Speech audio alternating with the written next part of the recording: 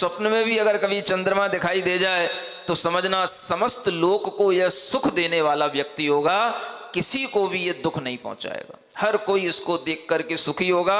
और तेज पुंज जो आपने सूरज देखा है उससे यह समझना कि यह जो पुत्र होगा यह बहुत ही प्रभावशाली होगा, सूरज की तरह प्रकाशमान, प्रतापवान, प्रभाववान होगा। ऐसा यह स्वप्नों के देखने का फल होता है। मीन जुगल तै सब सुख भाज, कुंभ विलोकन तै निधि राज।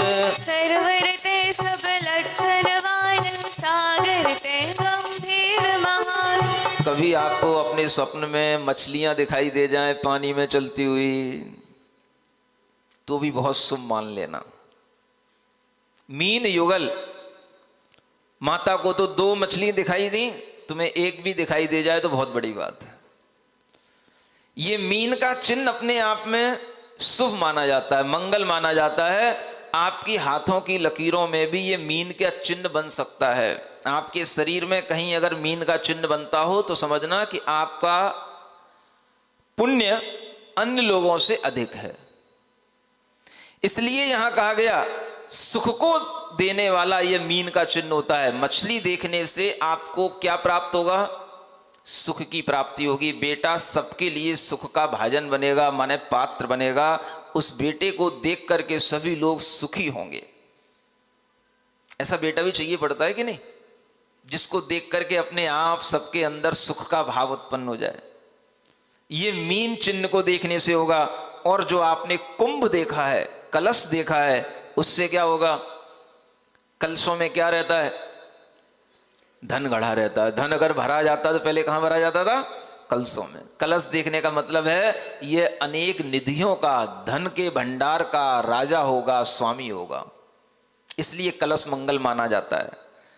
सरोवर देखा, तालाब, तालाब में अनेक तरह के फूल खिल रहे हों, कमल खिल रहे हों, हंस हंसी उसके किनारे पर विचरण कर रहे हों, ऐसे तालाब को देखने का मतलब है कि यह पुत्र सभी लक्षणों से सहित होगा। जितने भी उत्तम उत्तम लक्षण होते हैं उन सभी उत्तम लक्षणों से सहित यह पुत्र होगा।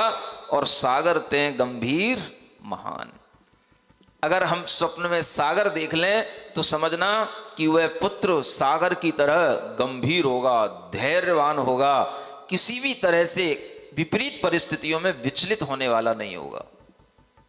ये गंभीरता का हमें संदेश किससे मिलता है? सागर से मिलता है। अगर आपको कभी खाली भी कहीं सिंहासन दिखाई दे जाए, रात्रि में हमने सिंहासन देखा, तो समझ लेना कि आपको लिए कोई सिंहासन मिलने वाला है। 3 लोक में वह धनी व्यक्ति होता है जिसके लिए इस तरह से सिंहासन दिखाई दे, माने उसे सिंहासन पर बिठाया जाएगा। उसे कहीं ना कहीं लोग सिंहासन पर बिठा करके अपने आप को प्रजा मानेंगे और आपको नेता मानेंगे। ये सिंहासन पर बैठने का स्वप्न होता है। देवों का विमान देखने लग जाए तो समझना कि वह जीव स्वर्ग लोक से आ रहा है। इसलिए वह देवों का विमान इस बात का सूचक है कि वह नरक से आकर के अवतरित नहीं होगा। वो कहां से आएगा? स्वर्ग लोक से जीव चय करके आएगा। ये इस बताने वाला है।